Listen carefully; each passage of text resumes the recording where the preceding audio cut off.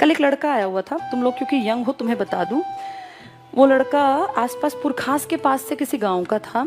उस लड़के ने बीएससी कर रखी थी दिल्ली यूनिवर्सिटी के हिंदू कॉलेज से, एमएससी कर रखी थी, सर ने बता दिया, परिमल सर ने। एमएससी में वो टॉपर था। मैंने ही सर को दिए थे उसके कागज, क्योंकि मैं उसके साथ बैठी थी। उस लड़के की इतनी दीनहीन दशा थी। परसों आया था वो हमारे पास, या शायद कल आया था।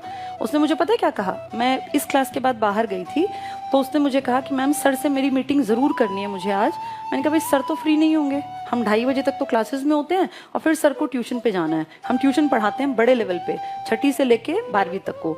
तो कहता कि मैम चाहे शाम तक मुझे बैठा लो, मुझे 2 मिनट की सर से मीटिंग करनी है। अगर मैं आज चला गया ना तो कल मुझे दुकान खोलनी पड़ेगी चाय की। मतलब मुझे उस पर तरस आया उस लड़के पे कि कितना हाईली एजुकेटेड, एमएससी में जो फर्स्ट रैंक होल्डर था, जिसने बीएससी इतने बढ़िया कॉलेज से कर रखे जहाँ एडमिशन नहीं मिलता लोगों को, लाइन में लगे होते हैं इतने अच्छे अच्छे बच्चे, और ये सब करके फाइनली उसके हाथ में क्या 3 बेटियां थी उसकी। कह रहा था 21 साल में शादी हो गई और 27 साल का अब है, 3 बेटियां। सोचो कितनी जिम्मेदारी, उम्र कितनी, 27 साल। और अब फाइनल स्टेज क्या थी कि अगर कल मेरी मीटिंग नहीं हुई, मुझे जॉब नहीं मिली, तो कल मैं दुकान पे बैठ जाऊंगा चाय की पे। आप ये देखो कितनी दयनीय दशा है किसी इंसान की पढ़े लिखे की। मतलब मुझे तरस आया कि इतना पढ़ लिख के उसको चाय बनानी पड़ेगी, फिर क्या फायदा हुआ इतनी पढ़ाई लिखाई का। दिक्कत क्या थी, वो अपने घर में इकलौता पढ़ा लिखा था। वो मूवी है ना 3 इडियट्स, देखी हो तो, वो एक पोस्टमैन का वो लड़का था, उसका एक डायलॉग था बड़ा अच्छा, जो जिंदगी में सच में समझने की चीज है कि जो गरीब परिवार में एक आधा पढ़ जाता है ना, तो माँ बाप को लगता है ये हमारी सारी गरीबी मिटा देगा। उस लड़के से वही एक्सपेक्टेशन थी 9 भाई बहनों की और माँ बाप की कि ये हमारी गरीबी मिटा देगा। उस पर धड़ल्ले से पैसा लगाया, पानी की तरह पैसा जाता है। तुम अगर पढ़े लिखे हो तुम्हें पता होगा, बीएससी एमएससी ऐसी ही नहीं होती, रोज आवाजाही में बहुत रुपए खर्च होते हैं, कहीं रहोगे पढ़ोगे तो पैसा लगता है, फ्री में कुछ नहीं होता। और फाइनली क्या है, आज वो बेरोजगार, 3 बेटियों की जिम्मेदारी उसके ऊपर है। और उसने ये कहा मुझे लिटरली कि मैम 20,000 तक की नौकरी अगर मुझे मिल जाए तो मेरे बच्चों की रोटी चल जाएगी। मतलब दया का भाव आया, ये नहीं कि बहुत काबिल है, ये कि इस बेचारे की हालत क्या है। उसको मैंने कहा तुम्हारी जिंदगी की सबसे बड़ी गलती पता है क्या है, तो उसने कहा कि नहीं पता। नहीं, उसने मुझे कहा कि हाँ शादी। मैंने कहा नहीं, शादी तो कोई गलती नहीं होती, तुम्हारी सबसे बड़ी गलती ये है कि तुम्हारे पैरों के नीचे जमीन नहीं थी और तुमने बहुत ऊंची उड़ान भरने की कोशिश की। ऊंचे सपने देखना कभी गलत नहीं होता, पर हम आम लोग जो है ना, आम लोग, उनके पैरों के नीचे अगर धरातल है ना तो ही वो ऊंची उड़ान ले सकते हैं। अब तुम्हें अगर जंप लगानी है तो तुम नीचे धरती पे प्रेशर लगा के अपनी बॉडी को आगे की तरफ फेंकते हो। उसके पास धरातल नहीं था, उड़ान ऊंची भरने की कोशिश, तो औंधे मुंह तो गिरना ही गिरना था। किसी भी इंसान को सबसे पहली चीज देखनी चाहिए, मेरी असली स्टेज क्या है।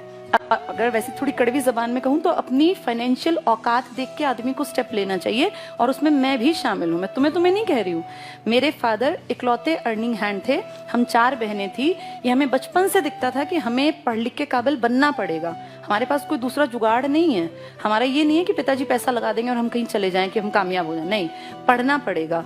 अपनी असलियत पहचानी 12th क्लास में मेरे उस टाइम पर 82% मार्क्स थे। तब बहुत बड़ी लोग पता नहीं कहाँ हवा में उड़ते थे। तब मैंने ये बिल्कुल नहीं सोचा कि मैं डीयू ज्वाइन करूं या मैं डीयू जाऊं, मैं दिल्ली से ही थी। तब मैंने सोचा कि मैं कैसे क्या करूं कि मैं 2 साल में इंडिपेंडेंट बन जाऊं। और तब डाइट में एडमिशन हुआ करता था, एंट्रेंस टेस्ट। 12वीं करते ही, जैसे 12वीं के एग्जाम खत्म हुए, अगले दिन एनसीईआरटी उठाई थी 6ठी से 10वीं तक की, सारी गो थ्रू हो गई, मेन चीजों को रजिस्टर में लिखा। सबसे पहले नोट्स थे वो मेरे, जो मैंने नौकरी के लिए बनाए थे। तब मेरी एज महज 17.5 साल की थी। 17 साल और साढ़े भी नहीं थी पूरी, क्योंकि दिसंबर मेरा बर्थ ईयर था। 17 साल 4 महीने मेरी उम्र थी जब मैंने पहली बार नोट्स बनाए अपनी नौकरी के लिए। और उसके बाद फिर मैंने कभी पीछे मुड़ के नहीं देखा। फिर डाइट किया, डाइट करते करते समझ में आ गया कि नौकरी पहली प्रायोरिटी है। तुरंत से तैयारी की, नौकरी मिल गई। नौकरी के बाद मुझे ये था कि मुझे बहुत आगे बढ़ना है, क्योंकि अपने ऊपर क्षमता पे अपने पे होता है, मैं कुछ कर सकती हूँ। उसके बाद नौकरी करते करते मैंने बीएड का एंट्रेंस दिया इग्नू का 2007 में।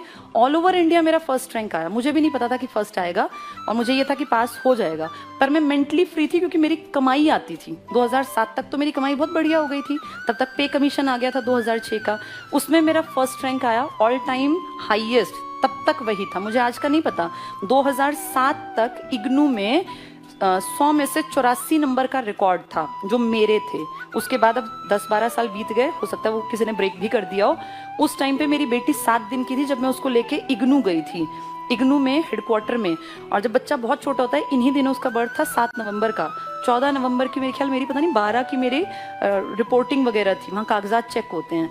तो मैं अपना शॉल वॉल पूरा ढक के जैसे जाते हैं बच्चा होने के बाद, जैसे तुमने माँ को देखा भी होगा, तो वहाँ सबका एटीट्यूड पता है क्या था कि ये ऐसी कोई महिला आ गई है। वहाँ सब लोग बैठे हुए थे हॉल में। जब वहाँ बुलाया गया तो कहा गया फर्स्ट नंबर पे बबीता त्यागी। जब मैं उठ के गई तो सबकी आंखों में ये होता ना कि अजूबा की इसका फर्स्ट रैंक है, क्योंकि वो मुझसे, मेरा जो भेष था उस टाइम वो ऐसा नहीं था ना कि भाई मैं फर्स्ट रैंक होल्डर हूँ। अब मैं ऑलरेडी जॉब में हूँ, ये उनको थोड़ी पता था। तो उन मैम ने मुझे पता है क्या कहा, वो काफ़ी बड़ी अधिकारी थी, उन्होंने कहा I am proud of you. फिर मैंने बताया कि मेरी बेटी है मेरे पास, तो उन्होंने कहा I am proud of you. मतलब वो घटनाएं जो है ना लाइफ में, वो आपको मोटिवेट करती हैं कि आप और आगे बढ़ें।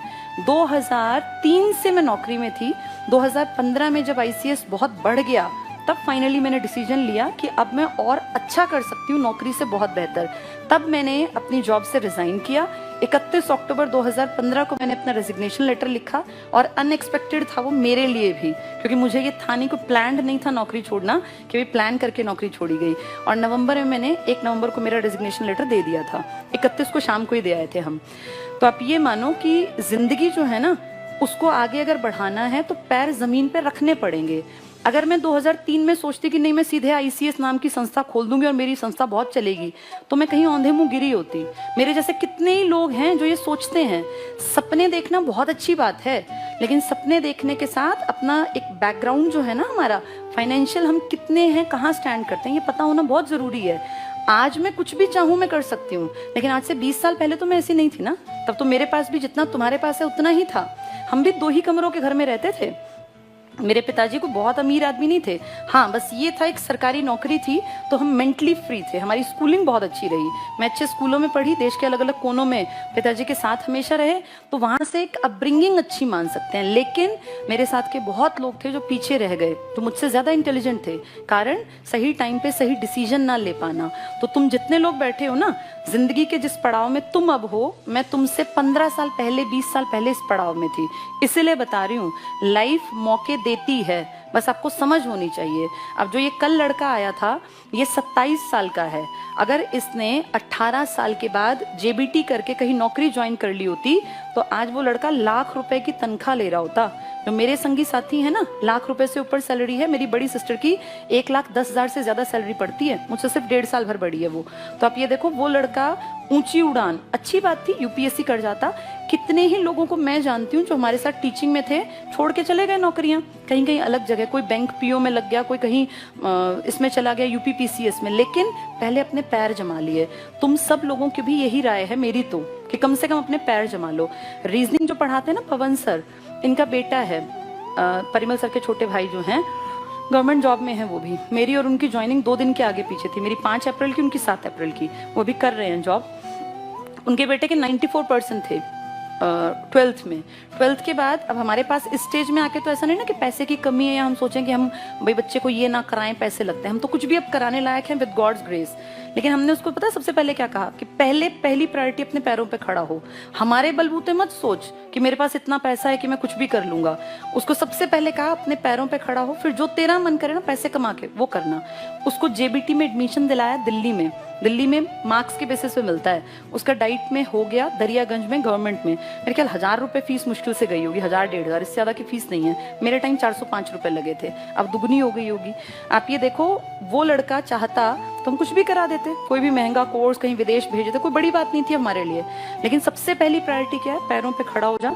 उसके बाद तेरा मन करे मुझे UPSC करना है, मुझे पढ़ाना है, मुझे शेफ बनना है, वो कहता है मुझे इसमें इंटरेस्ट है होटल मैनेजमेंट में, तो कर लेना, पर पहले पैरों पे खड़ा हो जा। जिस दिन कमाई आ जाएगी ना, छोड़ के कमाई को, ये प्रूफ करके कि मैं कुछ हूँ, मेरी कोई काबिलियत है, फिर करते रहना होटल मैनेजमेंट। तो ये देखो, जो समझदार है ना, वो सबसे पहले अपनी जमीन पकड़ता है। जमीन से उछाल ली जाती है, हवा में नहीं उछला जाता। जो हवा में उछलते हैं, फिर उनकी, वो कल वाले लड़के का एग्जाम्पल है, वैसी दुर्गत होती है। और मैंने बहुत करीब से ऐसे लोग देखे हैं जो बहुत काबिल थे, लेकिन वो कुछ नहीं कर पाए। घर और ये गाड़ी तो बहुत दूर की बात है, उस लड़के को रोटी खिलाने के मांदे पड़े हुए हैं। अपनी 3 बेटियों को कहाँ पढ़ाएगा? आज के टाइम में कितनी महंगाई है, सबको पता है ना। सरकारी स्कूल में पढ़ाने का टाइम थोड़ी है। अब तुम सोचो उसके कंधों पे कितनी जिम्मेदारी। इस जिम्मेदारी से दब के वो जिंदगी में कुछ नहीं कर पाएगा। अगर वो 10 साल पहले थोड़ी सी समझ के साथ कुछ छोटा कोर्स करके कहीं 25-30 हजार की नौकरी पकड़ लेता तो आज लाख रुपए पे पहुंच जाता। लेकिन ये समझाए कौन? और अभी भी तुम्हारे सामने बात कर रही हूँ, आधे तो अभी भी हवा में होंगे। ये जो चीजें हैं ना, ये अकल तब आती है जब उम्र बीत जाती है। इसीलिए टाइम रहते अपनी चीजों को संभाल लेना सबके लिए है मैसेज। मैं अपनी बेटी के साथ भी यही पहली कंडीशन रखूंगी कि पहले इंडिपेंडेंट बन, अपने आप को प्रूव कर, फिर आगे पूरी दुनिया में कुछ भी अचीव करो। जिसने एक चीज हासिल कर ली वो कुछ भी हासिल कर सकता है। कॉन्फिडेंस बहुत बड़ी चीज होती है और ये आता है जब आपके अंदर काबिलियत पैदा हो जाती है, पैसा कमाते हैं। इंडिया में काबिलियत पैसे से होती है। आपकी बुद्धि के अंदर घुस के कोई नहीं देखता आप कितने बुद्धिमान हैं। आपकी काबिलियत आपका पैसा है, आपने कितना कुछ अचीव किया इससे पता चलता है। तो इसलिए खूब पढ़ा करो। अब 1-2 साल में तुम लग गए और रह गए तो रह गए, फिर बैठे रहोगे, फिर बुजुर्ग बन